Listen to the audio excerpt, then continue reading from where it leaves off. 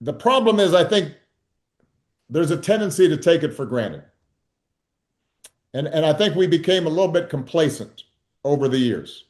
We assumed that things would continue to get better, that our democracy would become more inclusive, that it would become more fair, that we'd make it easier for people to vote rather than harder for people to vote, that the votes would be counted rather than suppressed.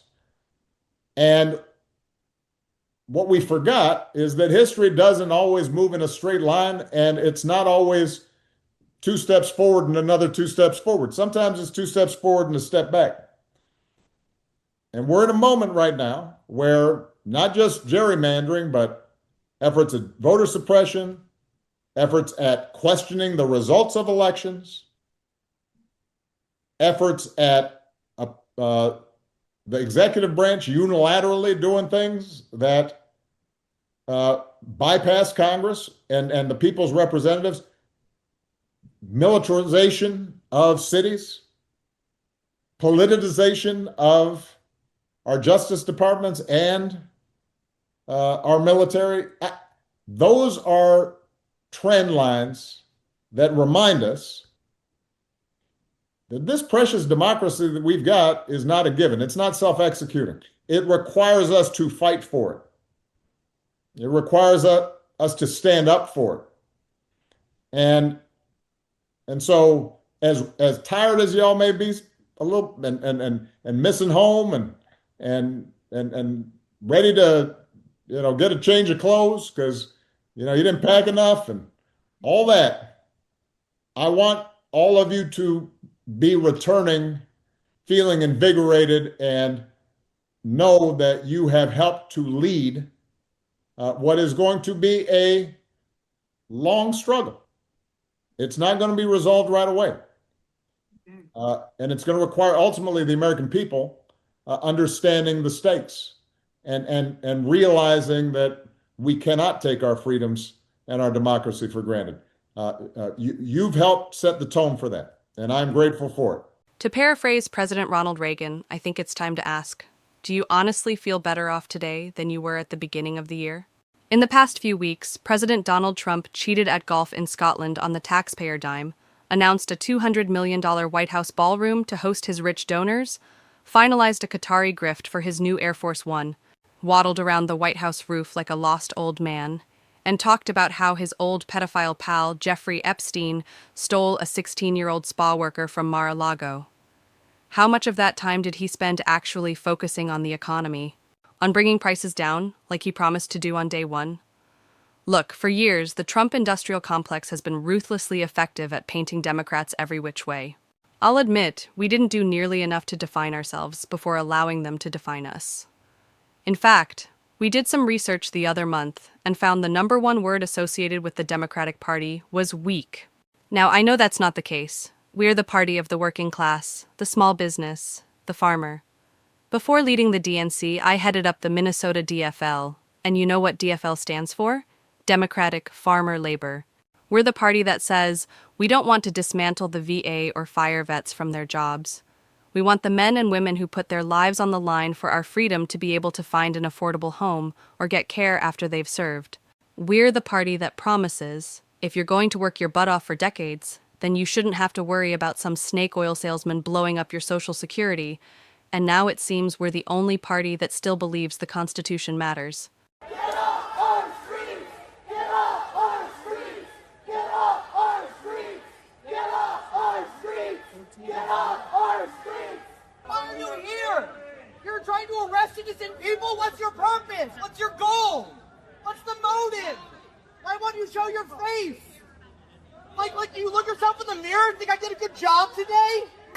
Turn left! Turn left! Turn left! You can go left. Turn left if you can. Right, it's a fence. Go left.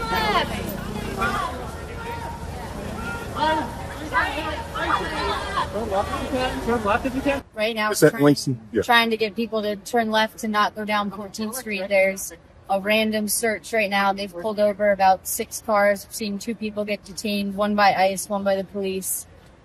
Taken, no rhyme or reason. And I just want to tell people at this point that it's not been confirmed. Continue. Yes, that is what it seems like. So we're trying to get people to turn left so that nobody drives down this street and doesn't have to be wrongfully arrested.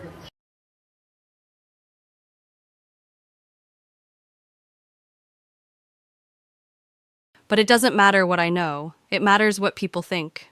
Between now and the midterm elections, our job, my job, is to make the case why your life would be better with Democrats in charge. But it doesn't matter what I know. It matters what people think. Between now and the midterm elections, our job, my job, is to make the case why your life would be better with Democrats in charge. When he wants to appear tough, he sends the military into U.S. cities. When he wants to make the economy seem better than it is, he fires economists and pumps fake trade deals. When he wants to avoid his friendship with the most notorious sex criminal in modern history, he whips up BS scandals about Democrats.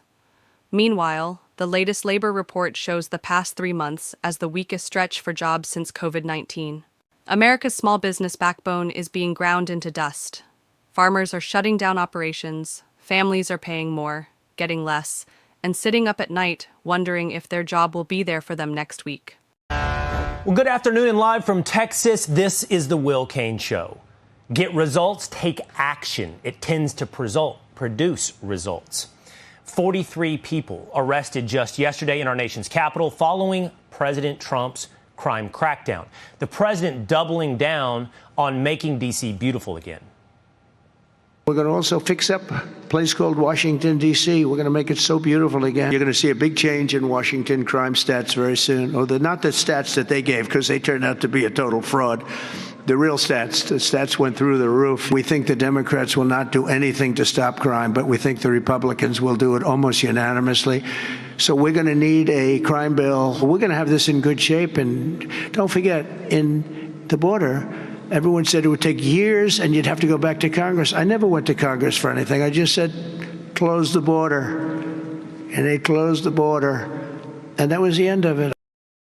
But one MSNBC analyst who appears to have a silver flame atop his head, appears to be an aged buddy from The Incredibles, said it's really not crime that he fears in D.C. A relatively small crime problem is being used for specific authoritarian purposes that we know and understand. When I go to D.C., I'm not afraid of losing my wallet so much as I'm afraid of losing my vote. I'm not afraid of losing my wallet so much as I'm afraid that my children's freedom to breathe will be stolen in a world where climate change policy is non-existent. As people have pointed out, it's scary walking down U Street at 1 a.m. Climate change just may beat you over the head and send you to the hospital. Joe Scarborough revealed the truth. D.C. reporters are privately concerned about crime, but then they publicly say something else about President Trump. I actually heard from a reporter when this happened going, well, you know, if he doesn't overreach, this is actually a good thing for quality of life, et cetera, et cetera, et cetera, because D.C. right now, I had this happen to my family and I had that, and they go down the list, and then saw him tweet something completely different. Well, when you're looking for insanity or absolutely how low it can go, you should almost always turn to Congressman Eric Swalwell. Responding to a report of a man shot in D.C., he wrote on X, "Trump owns it." By the way, that victim later died. And in Chicago, instead of owning crime, Mayor Brandon Johnson is bringing back a favorite talking point. It's clear that the President of the United States of America is very much interested in insurrections. He led one. And I remember a time in which we had presidents who declared war on poverty. This president has declared war on poor people. Do you think it's a tick? Like it's something they can't help? Insurrection. If you're looking for substance, you can always turn to Beto O'Rourke, who lost 3 races in 4 years. He now is taking a page from Hunter Biden's playbook. He's cursing himself into relevance. The refs have left the arena, and the other side is just clobbering the out of us, just punching us in the face, kicking us in the. This isn't the rules that we agreed to play by. Well, who cares about the rules right now? Punch back, kick back, dunk over their heads and win some power. Honestly, thank you, Beto. Thank you for saying what we've all known for the better part of a decade. And in some cases, been called conspiracy theorists. You care nothing for the rules. You only care about maintenance and acquisition of power. Well, the Democratic Party does not have power. In fact, it's in shambles. And if that's the future, it doesn't look bright. It looks like they might be turning to people like New York City's socialist communist mayoral candidate, Zohran Mamdani. He's dominating the field in the latest Siena poll. And do you remember the Democrat congresswoman who said she's Guatemalan before she's American? Well, take a listen to what she's saying now. Come home and let me tell you, all over the country, we will continue to stand up for our rights, and we will continue to call out the terrorist organization that is ICE. The terrorist organization that is ICE. But don't worry, she also has some hot takes on America.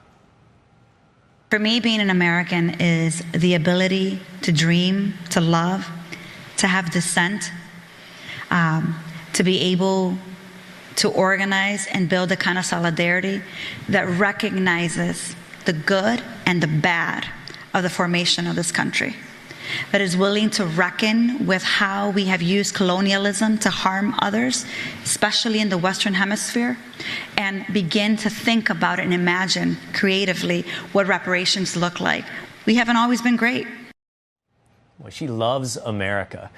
From that very same stage, that therapy session, group therapy session that was apparently entitled the Netroots Nation, Beto O'Rourke gave in to the tick. Brandon Johnson, if not insurrection, the tick will be also Nazi, Hitler, Beto O'Rourke.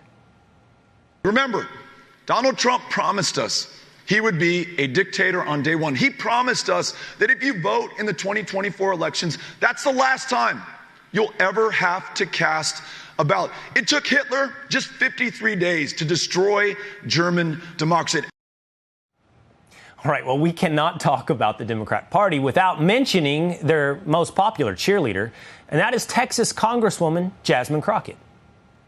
New York Post has a story today that has a headline that reads, "No-show boss from hell who terrorizes staffers," referring to you. Are you a no-show boss from hell who terrorizes staffers? Oh, my goodness. Listen, I know that I have arrived, honey. That is the way that I see this, because as Beyonce says, if they're not talking about you, then obviously you must not be doing anything. Jasmine, girl, you got something on your eyelids. Check this out, by the way. Harvard has a class called Race, Gender, and the Law through the Archive.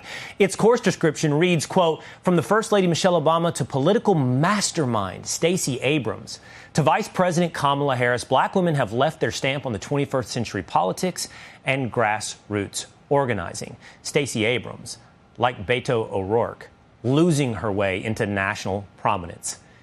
So we would like to look at each of these as an aberration, an outlier, just insanity inside the Democrat Party. But cumulatively, it is now defining the Democrat Party.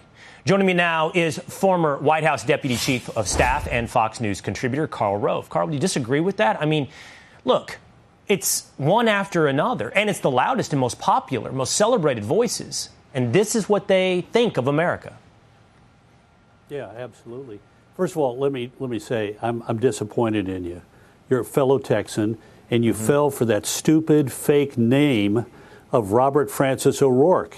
He dreamed that up in order to appeal to Hispanic voters. Do not use that ever again. His name is Robert Francis O'Rourke. So just refer to him by his given name, not by his phony name, if you wouldn't mind. Yeah. I mean, it's I don't mind. It's a deeply important thing to me. No more Beto. Yeah, Robert Francis. Yeah, yeah.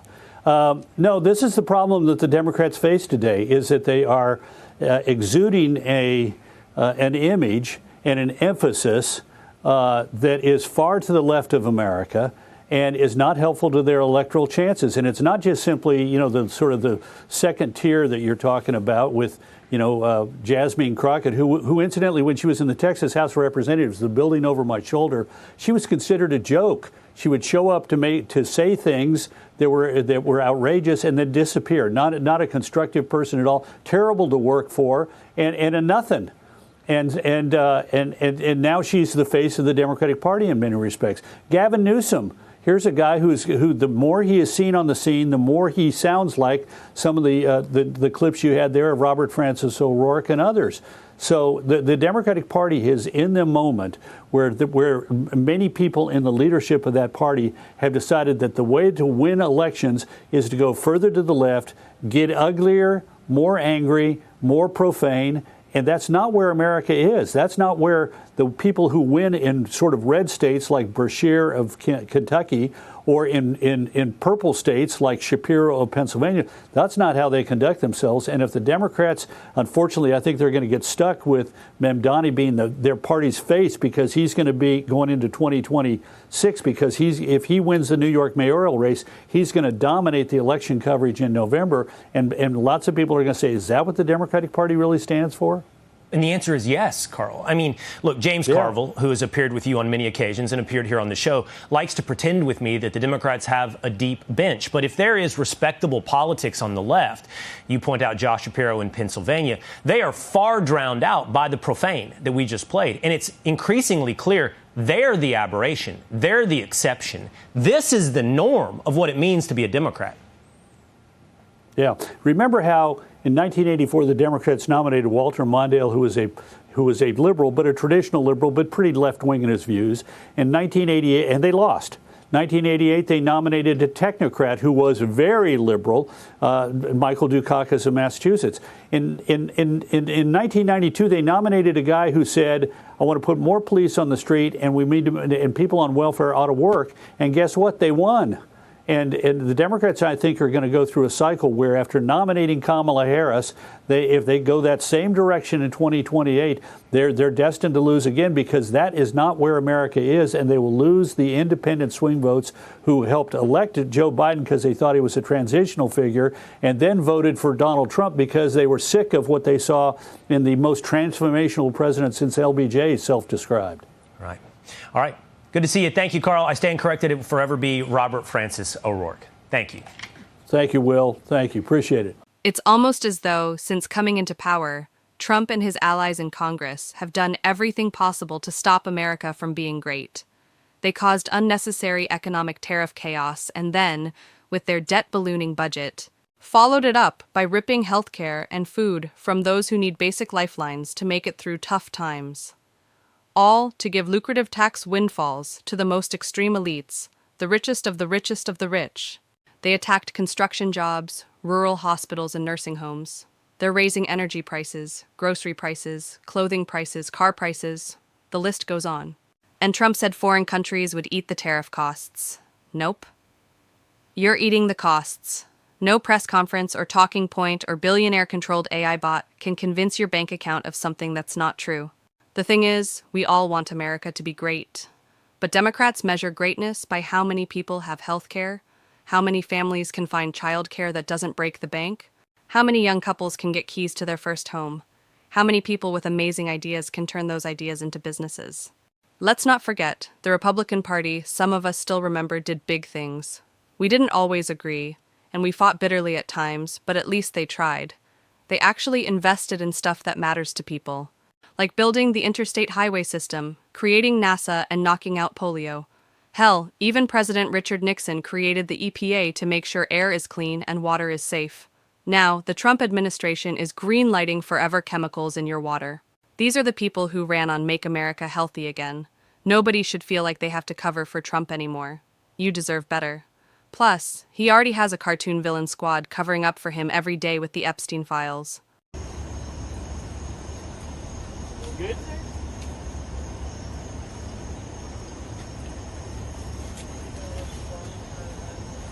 Tell them you don't consent to a search.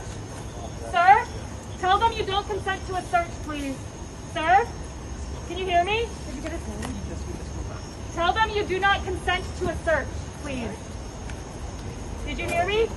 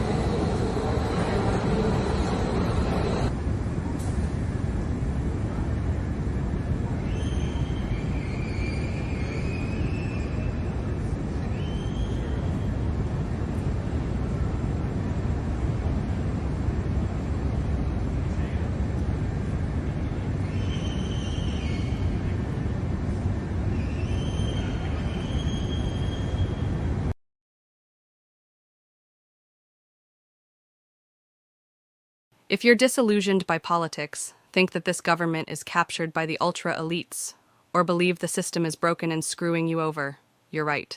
If you're sick of the status quo, looking to break from the establishment and end rigged games that protect powerful people, then I'm going to break it to you. You should vote Democrat. As Democrats, our job isn't to help Jeff Bezos pay for his $50 million European wedding. It's to make sure the economy allows you to afford your own wedding, or raise a kid, or get care for aging relatives, or pay the summer AC bill. Don't you wish Republicans in Washington cared about those things too? Look, it's a damn shame that some people don't feel like Democrats fight for them anymore. Here's my admission. We can't say to voters that we're going to fight for them, fight for their families, fight for working people, and then, when given the power, do nothing with it. Well, this evening we take a look at the messaging war between Republicans and Democrats, not here in Washington, but in their home districts and states. While the lawmakers are on recess, they find themselves either defending or condemning the passage of the president's so-called Big Beautiful Bill. Senior national correspondent Aisha Hasni shows us tonight. Tonight, Democrats are fanning out across the country, ripping apart President Trump's agenda in hopes of slowing down any GOP momentum ahead of the midterms. Axios reports Senate Democrats held more than 100 events railing against Republican policies in the first week of their summer recess. Progressive Senator Bernie Sanders even rallying in deep red states, appealing to the working class by attacking Trump's Big Beautiful Bill. This bill is the worst and most dangerous piece of legislation passed in the modern history of America. Democrats are trying to take advantage of recent polling that shows more than half the country opposes Trump's package and jumping on chaotic moments like when GOP Congressman Doug LaMalfa was booed at a California town hall last night. It doesn't pass the smell test. And if I was a Republican, I would probably be hiding in my basement as well. The House Republicans' campaign arm hasn't changed its guidance for members to avoid in-person town halls, rather recommending they travel their districts and meet with voters at events focused on selling the legislation. The White House also deploying cabinet secretaries to ease voters' concerns, while some Senate Republicans hit the road to tout tax cuts and border security. The Big Beautiful Bill has over $1 billion for this program. And tonight, the Senate Republican campaign arm is also responding to these attacks from Democrats, saying that the Democrats voted to raise taxes, while Senate Republicans, along President Trump, cut taxes on tips and overtime, protected women's sports, and secured our border. That is a midterm contrast we'll take any day, they say. They're feeling very confident, long way from the midterms. Long way to go. This is a battle that'll continue. Yes. Aisha, thanks. Good to see you. That has to change. It is changing. I like to say you don't need a miracle to grow a spine. You just need a willingness to do what's right. I know politics these days feels like a sport. Good guys and bad guys. Winners and losers. But whether or not families can make it in this country isn't a sport. It's the most serious thing in the world. Trump doesn't take that responsibility seriously. I promise Democrats do.